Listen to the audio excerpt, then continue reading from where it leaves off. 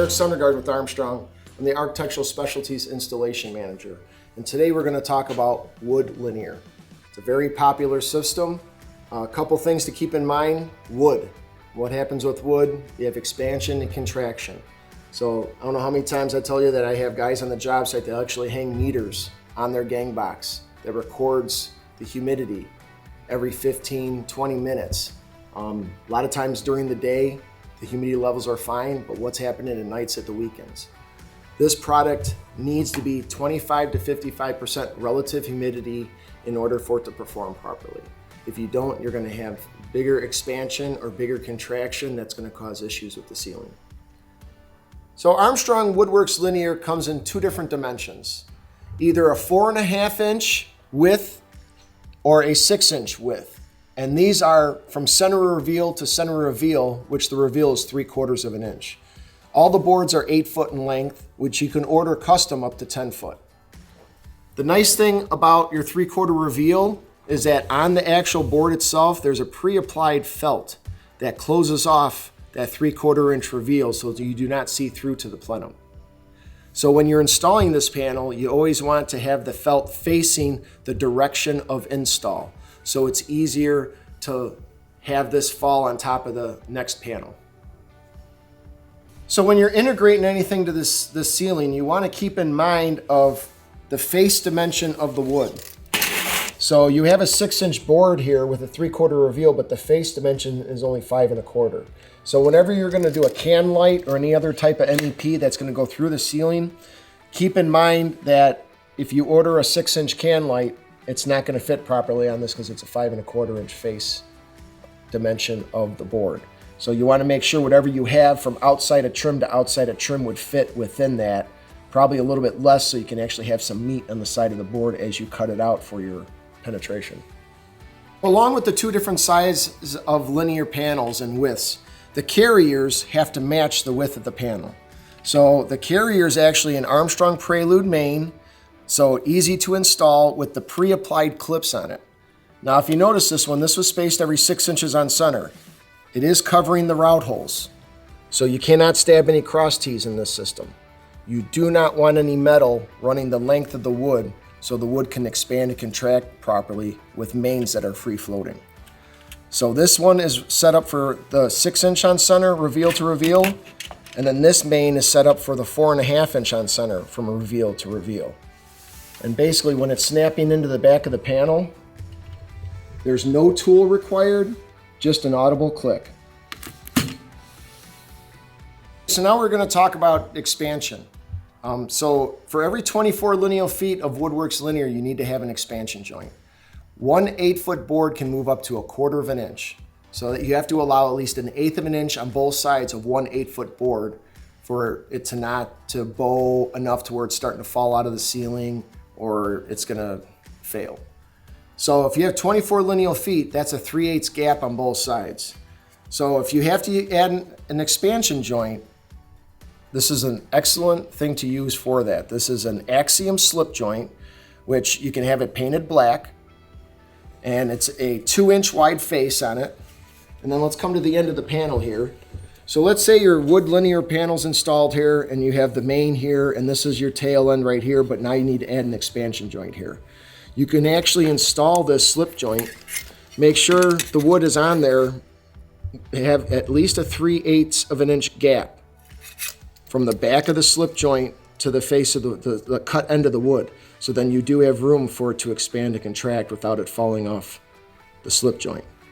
This has to be a fixed location. So this has to be braced from the deck down, along with a diagonal brace holding this exactly where it needs to be so it can act as a proper expansion joint for your wood linear ceiling system. Along with this is a modified twist clip that is made for WOODWORKS Linear, so you do not have to buy the adjustable trim clip. So taking this, putting it in the slip joint, locking it in place, attaching the grid like that. Now your panels can rest on this as long as this is hung with a wire every 4 feet on center with a stud going up to the deck as a brace along with a diagonal brace, because this has to be a fixed location. Something also to consider when measure your rooms, make sure you split this up so it gives a good visual effect in the room. So you may want equal borders, and you may end up want 2 of these in the room instead of 1 that's going to be off-centered in the room. All right, so now let's talk about the suspension system for this wood linear. You got mains at 2 foot on center.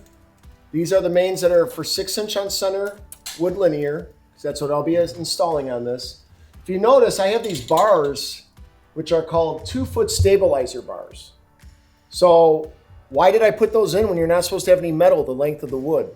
I put it in there so it'd keep my mains every 2 foot on center.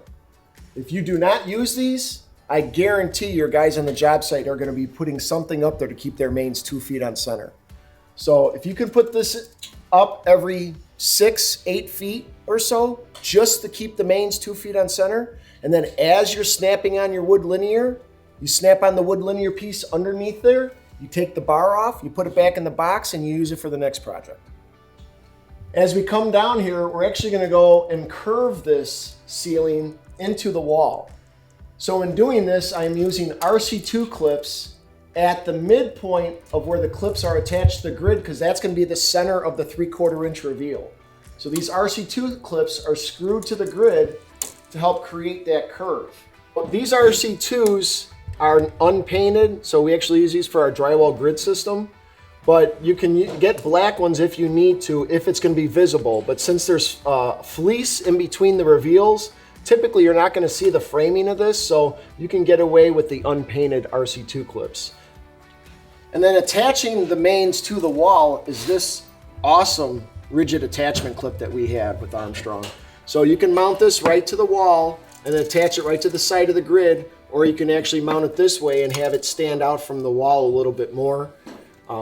It's an easy clip to use. Once again, if it will not be visible, use the unfinished clips that we have for the drywall grid system, or you can use a pre-finished black clip if it will be exposed. Okay, so the clips, when these clips are applied to the main, there's actually 2 dimples on the back side of the grid that locks in these holes to keep this clip where it needs to be.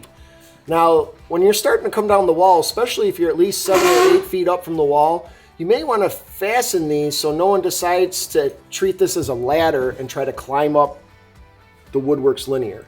So what I did is I drilled right through, not the clip, but the hole that's here, which is just the grid there, and I was able to throw a rivet in there. If you put a screw in there, the head of the screw will be too big that you cannot engage the wood securely onto the clip enough, and it could fail on you. All right, so let's talk about splices now. So you have a splice that you have to do in the wood linear. Just make sure you got 2 nice clean cuts there and butt them together. This, of course, will be typically up in the ceiling because you're installing 8-foot pieces. And then this is our splice plate, okay? So it has 2 screws on it for sucking this tight to clamp this so the linear doesn't move. And then it has a couple holes for screwing options if needed. So take the splice plate, you put it over the joint, and there's a little trick to tightening this. So you want to make sure you hold the splice plate down as you're tightening the screw. And if you're using a screw gun, don't over tight the splice.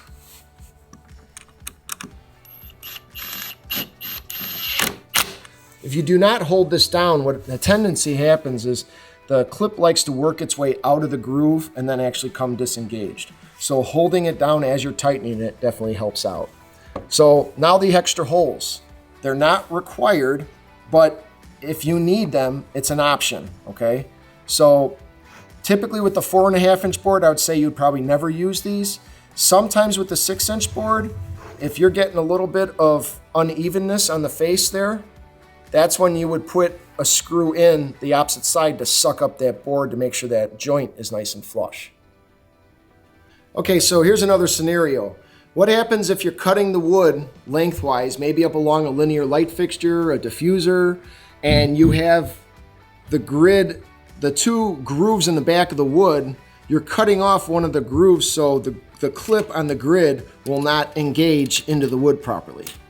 So now you have to remove this clip. So in order to do that, you can just take your snips, do 1 snip there, 1 snip there, the clip falls right off. And then you cut back your grid.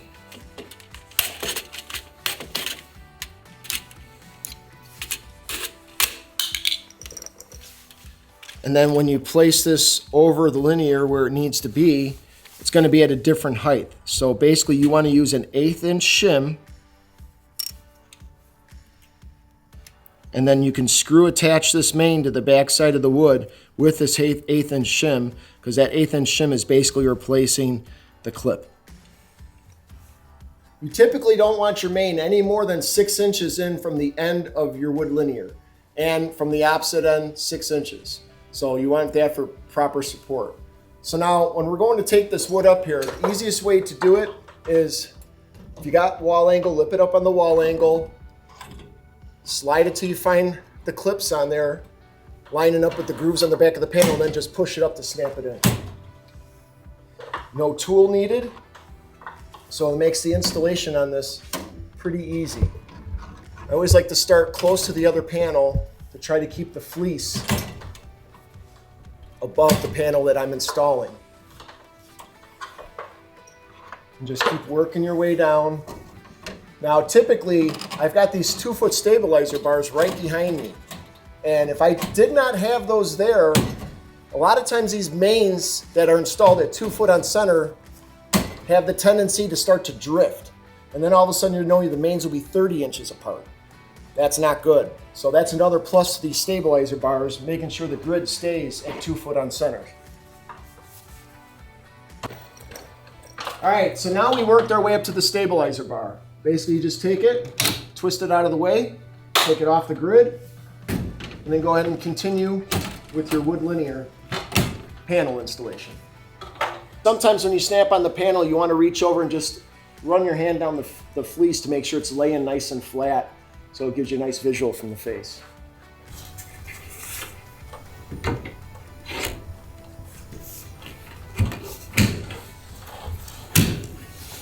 Now, what do we do with these exposed edges? We can edge band them. We can use Armstrong edge banding. This is not the right color, but this is all I had available. Peel and stick. Once you peel it, stuff's pretty sticky, okay? But before we put this on the wood, we want to make sure the stuff sticks, okay? So first thing, since it's a dark wood and you got the brightness of the cut, the one thing I always like to do is I'll take a Sharpie and I'll actually outline the cut of the wood.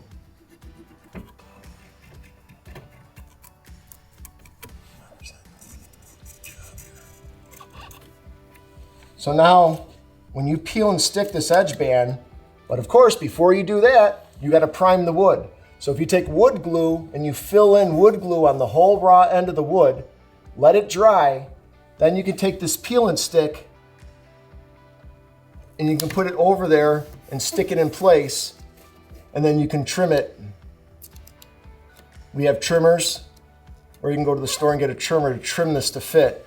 But with taking the Sharpie to this, you're covering the cut end, so then if this does not seat perfectly over there, you won't see any of the brightness of the cut sticking out because you darkened it with the Sharpie. Okay, so now let's discuss a trim option for this. Straight or curved, you can always use Axiom 6-inch inverted vector. So this is how it typically is meant to be used for vector ceilings, but if you invert it, you have a nice big flange on here. It's 5/8 of an inch flange, so when you're working with wood, this is highly recommended, so you have more expansion contraction room so the wood doesn't fall off the actual trim piece. With this system and the Axiom, you do not need an adjustable trim clip. You can use the modified 5948 twist clip. So basically you can grab it with your Kleins and put it into the Axiom boss on an angle and twist it to engage it. And then when your grid comes in attaching to the clip, this is the exact distance you need for the wood linear to rest on the actual trim itself. When you're attaching this, if you're going to attach this along the length of the linear, that's where the mains will come into play. So basically you're going to have the modified twist clip up there, and then you're going to take the main and you're going to secure it just like that, okay? But what happens if you're going to have it on the short end where there is no main connection to the Axiom? Well, that's where we're going to have to add a cross T. I know I said no cross T's in the system, but when you're attaching Axiom that's parallel with the main, you have to put something out there to suspend it, to support it. So what we're gonna do is, on the 4.5-inch module main, we have a route hole that's exposed every 18 inches. So if we're gonna take our 6-inch cross tee, stab it in, and now we can connect the axiom to that, and now we need to support this with a wire. So it's no more than the midpoint of the cut tee. Since this is 6 inches, you have to have a wire no more than 3 inches back to support this. The other thing is this is a single tee connection. That can fail at any time. So you have a couple options on that. You can use the scrap end of your other cross tee and just stab it in. Now it's a positive connection to where now you can go ahead and finish this with your hanger. Or you can use something like our STAC clip that we have for single tee adaptation. All right, so another option to this is if you have a cut cross tee, you can actually rest that on the main. You can secure it by the GC3W that we have, and then you can connect that end of the cut cross tee to your axiom. Once again, a wire no more midpoint of the cut tee, which would be 3 inches back for your wire support. Now, when you're working with the 6-inch on center main, if you notice, the clips are exactly over the route holes, okay? So what we need to do on this one is we'll have to do the other option we use for the 4.5-inch would be the GC3W and a cut cross tee, along with the axiom, and then the wire at the midpoint of this cut cross tee. All right, so we need to make a cross cut on this wood linear. Best way to do it is a sliding compound miter saw. The way I like to do it is I always have the end opposite of the felt up against the fence. And then when you take it, you just take the felt and curl it up and over, okay? So now, when you use the miter saw, let's go ahead and make this cut. Because it shouldn't be a plunge cut, you should be able to set it and slide and glide right through it.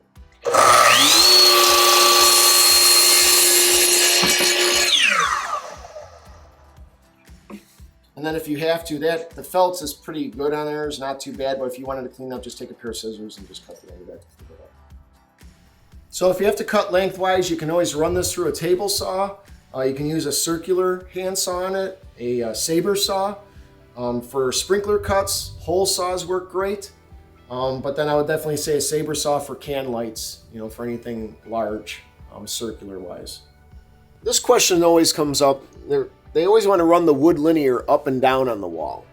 The problem is that the wood typically will slide through the carrier, so you need something to stop it from underneath. So what I did here is I actually built just a little mock-up here with some quick stick up tight clips.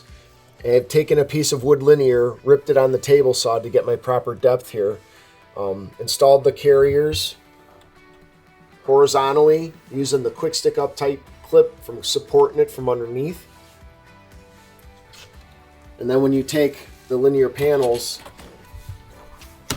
snap them in, they rest on this bottom piece of wood right here, okay? So they won't fall all the way down.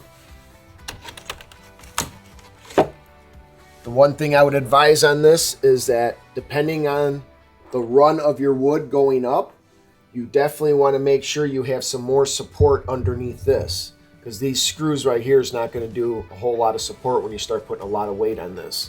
So a gusset or even building out your baseboard a little bit more to help support the bottom of this to the floor, so this is a rigid support. The other thing is at the top of this. So look at this as the top. You don't want to cap your ceiling right off at the top because you need room for expansion for this to go up and down. So if you're going to build another ceiling and you want the ceiling to go to it but not attached to the wood, so that will still leave room for the wood to grow freely. So infill options. We have a bagged fiberglass, which would work very well for the system since the bagged fiberglass will not be exposed at all. So this will help you with your NRCs, or you can actually do a bioacoustical infill pad. Also, one other thing to think about is Armstrong has touch-up kits for all of our wood products. It comes with a stain marker and a wax stick for any touch-ups that you would have on the job site that would match your product. Thank you for watching this video. To learn more about WOODWORKS products from Armstrong, please visit armstrongceilings.com/woodworks.